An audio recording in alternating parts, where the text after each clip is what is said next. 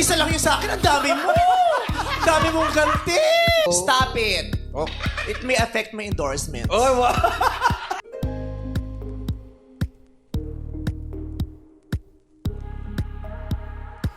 Tila hindi pa nga nakaka-move on si Unkaboggable star Vice Ganda sa pambabatikos na kanyang inabot sa pagpapasabi niya kay Ann Curtis ng tagline ng McDo.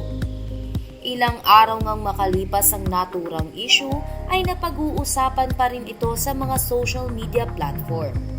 Hindi kasi nagustuhan ng mga netizens lalo na ng mga tagahanga ni Ann Curtis ang ginawang ito ni Vice Ganda.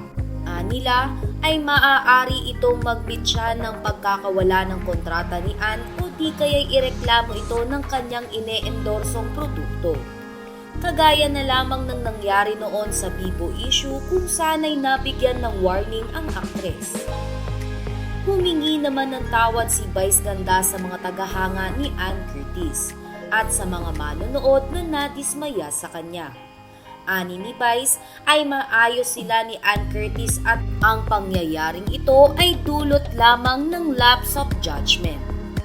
Samantala, sa latest episode ng It's Showtime sa segment na Especially For You ay may biro o bahaging ang komedyante sa mga bumatikos sa kanya. Ito nga ay nag-umpisa ng mag-asaran ng paulit-ulit sina Vice Ganda at Jong Hilario. Dito nga ay napuna na ni Vice Ganda ang pagkalamang ni Jong Hilario sa pang-aasar sa kanya o aniya pang-o-offend dito sa kanya. Ayon kay Vice Ganda, sa probinsya lang may mga board members, di ba? Sagot naman ni Jong Hilario, board member ka ba?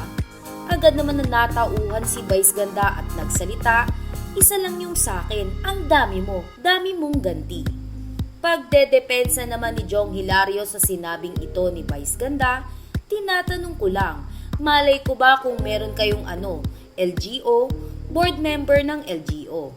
Hindi pa nga natatapos si Jong Hilario sa kanyang katwiran, ay agad na pinutol ito ni Vice Ganda at humirit na, tama na, stop it, it may affect my endorsements. Pag yan nakaapekto sa mga kontrata ko, sinasabi ko sa iyo ha. Matapos nga ang banter na ito ni Vice Ganda ay agad na umani ito ng samut-saring reaksyon mula sa mga netizens.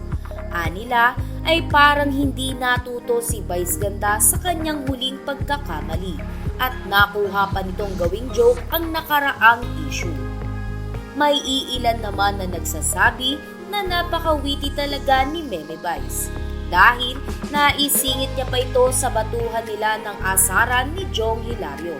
Patunay lang daw ito na maayos ang lahat sa kanila ni Ann Curtis dahil nagagawa na lamang itong biro ni Unkaboggable star Vice Ganda.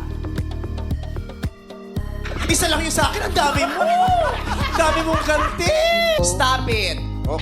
It may affect my endorsements. Oh, wow.